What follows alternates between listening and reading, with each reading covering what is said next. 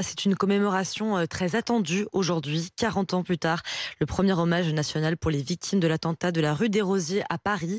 Cet attentat terroriste contre un restaurant juif a fait 6 morts et 22 blessés. C'est donc un hommage très attendu par les proches des victimes rencontrés par Maxime Lévy.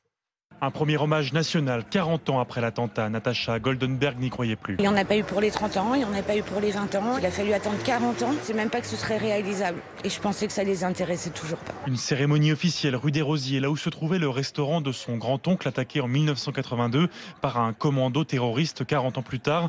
Il ne reste plus que les mosaïques et son nom, Goldenberg, écrit sur la façade. C'est un devoir de mémoire. Il y a un côté émotionnel personnel qui me renvoie évidemment à mon grand-oncle, à mon père et qui est important pour moi aujourd'hui. Et cet hommage national, c'est un hommage national pour eux, avant toute chose. Mais cet hommage n'est qu'une première étape pour Natacha. 40 ans d'attente et toujours aucun procès en vue. Si un des suspects a pu être extradé de Norvège en 2020, il en reste encore 3. Vu les circonstances, ça me paraît difficile. Mais je veux garder l'espoir qu'enfin la diplomatie aussi va se bouger et faire extrader les 3 autres commanditaires de l'attentat. On sait où ils sont, on sait qui ils sont. Ça serait bien qu'ils soient jugés en France. Éric Dupond-Moretti, le ministre de la Justice, avait estimé il y a une semaine que le suspect localisé en territoire palestinien était inextradable.